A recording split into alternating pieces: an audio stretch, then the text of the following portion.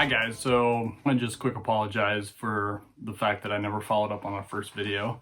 So I kind of made that first video as a, all right, well, I guess we'll see if there's any interest. To be honest with you, I'm kind of in my own boat as far as using Obsidian for medical school. So I didn't really know how much interest there was going to be. I ended up getting married and taking step 2 and then going into 4th year and interviews and applications and all this stuff. So I'm finally finishing up with my last rotation in my 4th year. And so now I actually have time to sit and focus on this a little bit. So I do plan on following up and making some more videos. Yeah, I'll have a little bit of time going forward before residency starts. So I did match into family medicine. So yeah, I think Obsidian has definitely changed the way that I keep track of notes and personal knowledge management. So yeah, I'm super happy to share it with you guys. This is something that I've been doing since day 1 of medical school. I do have some articles out there that I've written about my experience with Obsidian, and I can definitely link those. And I'll try to keep up more with the comments and the video description and everything, and make sure all the links work and everything. So I appreciate you guys. Yeah, we'll see where the road goes. Let me know if you have any specific questions on anything that you'd like to see from me. I think this could be totally directed by you guys based on your interests. There's definitely some things that I don't know. I'm not as into, I love Obsidian. I love Obsidian for the fact that it's a good note-taking tool, but I'm not crazy into coding or anything like that. I've learned basic code for this. I think that right now it meets all the needs that I have, and I've found that I've gone through different evolutions as I've needed to know more. And so, yeah, I'll answer what I can, but totally appreciate you guys. Thanks again. So I do want to say, before I really get into this video, that I went back, I watched the first video, and found myself kind of wondering about, what does this end up looking like when you diligently apply this system over the course of many years and through your studies in medical school. So I think that's what I would like to show you guys today. And before I really get into, what my notes look like and how you can develop your notes, I just want to tell you a story. This is just a story about when I realized this really, this system works, basically. I was in my 3rd year, and I was in clinic. I was with a family practice doc who had over 30 years of experience at the time. We were just sitting and chatting in clinic, and he had a colleague who came up to him, and he was treating a patient who was worried about croup. Just asked really innocuous question, which was can I give steroids, dexamethasone? Is it preferred to give it oral or intramuscular? My attending kind of looked at him and he was like, I don't know the answer to that question. And so he turned up to date, and he's, fidgeting around online. And I remembered that I had listened to a pediatric podcast, a Curbsiders podcast, a couple weeks prior, and I had taken a note about croup. And so I went into my Obsidian. I found in my croup note an unlinked mention to the podcast that I had listened to, and right there was a note that basically said, in no uncertain terms, from this expert pediatrician, said that it does not matter whether you give dexamethasone, PO, or IM for croup. And I was able to confidently share that information with them. And I looked that up in less than 20 seconds. You guys have used UpToDate or UWorld or anything like that. They're great reference systems, but you have to dig for information.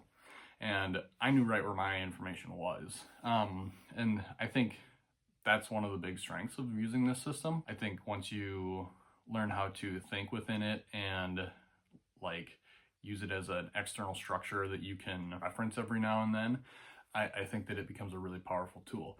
In no way is it supposed to replace your ability to think critically as a physician or a healthcare provider, but I have found that it works really well for those times when you have something right on the tip of your tongue and you just can't remember it, or maybe you can remember a word or two, and you can go into that note and you can refresh yourself on the knowledge that you've accrued already on it. So when that happened for me, that was my moment.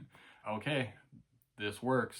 You know, I wrote down something weeks or months ago, and now I can reference it today, which is the whole point of notes, in my opinion. Yeah, so that's when I kind of realized this thing has legs. I've loved using it, you know, and since then there's been like countless other times where things like this have happened, where I've been able to pull information, and then it helps you understand where your knowledge base is and where you can grow it. So in that way, I think that this is a completely like wholesome and awesome tool to use just for medical education. I'm super happy to share this stuff with you guys. Yeah, why don't we get into the video? I'll show you guys the note, and I'd like to actually take you through a couple different notes and just show you what my Obsidian has kind of turned into. I do want to just like put like a quick disclaimer, like I don't put any patient information in my notes. You shouldn't either, at least like no identifying information. And any like medical jargon or medical notes that you see in my notes shouldn't be taken for medical advice. So I wouldn't reference my notes for that. Yeah, I'd love to show you what I have, and we'll go from there. All right, let's get into it. All right, so here I have my Croup note that I was referencing in the beginning. And so I know this looks like a lot right off the bat. First of all, you know, I taught you guys how to create templates. This is just a template that I use. It's a pathology template. And like you can see, like I don't have everything filled in. This kind of stuff builds itself out over time. Properties, this is something that we'll cover in the future, so just don't pay too much attention to it right now. But I want to just say, like, I was able to talk about that experience because like I literally put it down in this note, this Croup note, in my personal experience section. Like I think that this is one of the big benefits of using Obsidian. You know, if you keep track of your clinical experiences in your notes, I mean that's just building experience, like written experience. I have sources, and I've gone through several different iterations of pathology templates, so there are definitely like some in here that are a little superfluous. I like the way that this one looks now, and you know, I have like drop downs, and it's very easy to reference in the moment. Otherwise, I used to use headings like this, which is like totally doable if that's what you want. And you can collapse and unfold these too, so which is really nice. But yeah, I definitely have like other information in here that I just haven't moved up to the top. That's kind of how I work through my notes. Like I gather information, and then I'll spend like a certain amount of time just building out a note once it's got enough to really go off of. I just wanted to highlight this because, you know, this is where I kept this memory, right? I'm gonna show you exactly where I went to find like that information that I needed for the clinical encounter. So Obsidian, when you do these wiki links, they show you everything that your note that you're currently in is linked out to. I went into my unlinked mentions, which like the system recognizes the word Croup. If you haven't bracketed it and like referenced it formally in another note, then this is where it appears. And so I don't know why it's taking so long, but I ended up, so I listened to this is all like on a podcast on Croup. And so I ended up going into this and found, so when I clicked on, I believe it was this one. Here it is. Yep. There's good evidence to decrease admission rates. There we go. And so a single dose of dexamethasone is given as either PO, IV, or IM.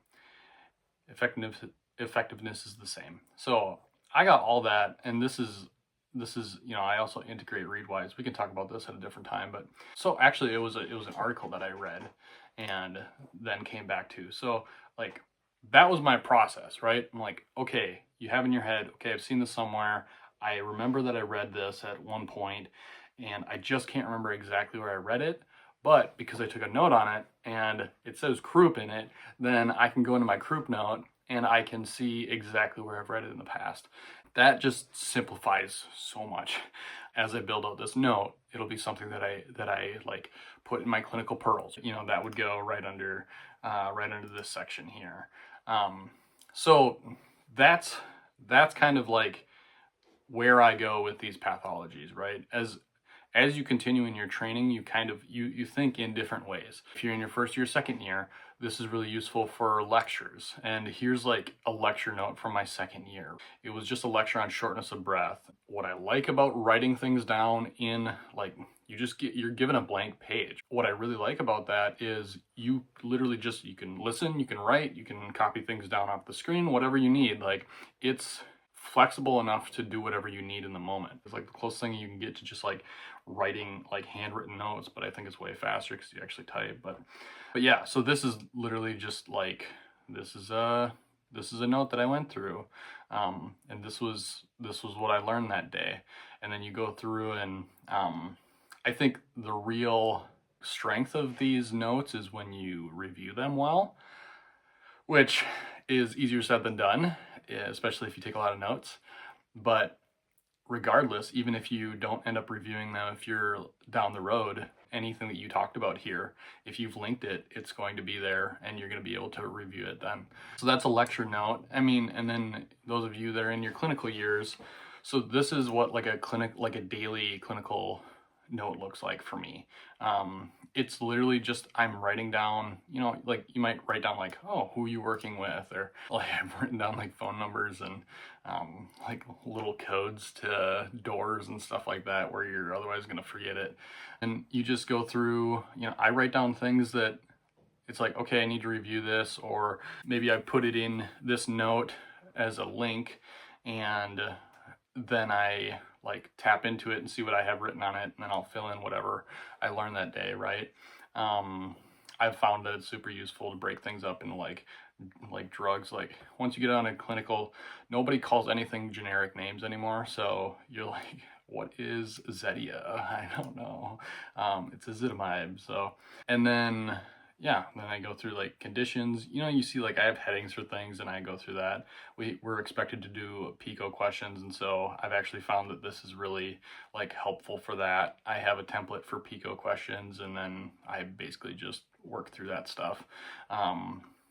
Yeah, so that's a clinic note, right? I think if you set it up well, you can literally just have your phone. This is what I do. Like I have my phone.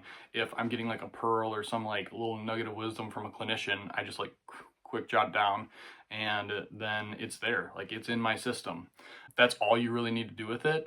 And then if you want to, you can go back and integrate it. You know, that's kind of the best way. But that's where like I said with the Croup note, like having all of this is all just like untapped information, like 16 notes that I've mentioned Croup in, and then you look at like the unlinked mentions and it's 38 times. Like that's just, you could literally just sit here for an hour and you could go through all this stuff and you could just populate it into the note, build out your note based off of every time that you've interacted with the Croup. Super powerful. I haven't found a system that does this well. So yeah, so that's my daily notes in clinic. And then I wanted to show you this one too. So this is like a clinical note, right? But then I also went the extra mile. I want to do like a case study on this patient. And so everything in in the blue call out here is, what's this case? How is this patient presenting? And then issues that I ran into, initial management, and like lessons that I learned basically. And I really thought that this is kind of a good way for me to like summarize what I learned throughout the day. Like you can make this a whole note in and of itself, right? And have it link out to like COPD and OSA, CHF, diastolic heart failure. That way then you'd have a patient reference. Like you could, it's like, oh yeah, okay, I have seen this before. It was in this patient. This is also what else was going on. And here was some of the issues that we ran into and how we dealt with it, right? As you progress in your training, these patients, I mean, from what I understand, you kind of start to recall them easier and easier. So then finally, I think like, this is ultimately, I wanted to show you this osteoporosis note because this is ultimately what my goal is for a note. These notes that I have, like my osteoporosis note, like I also have a community acquired pneumonia note that like I've interacted with the subject enough and have went through and like fully built out the note based off of all the links that I've had with it. I was expected to give a presentation on my endocrine rotation on osteoporosis. So I really dove in and I learned a lot about it. And I was like, this is a perfect place to capture it. This is what it looks like, right? I mean, I have clinical pearls, epidemiology, how a patient might present, the differentials to work through, pathophysiology I think I have down below. But then working through diagnostics, it's not as easy as you think. And then overall management, things that you run into as far as like complications and treatment.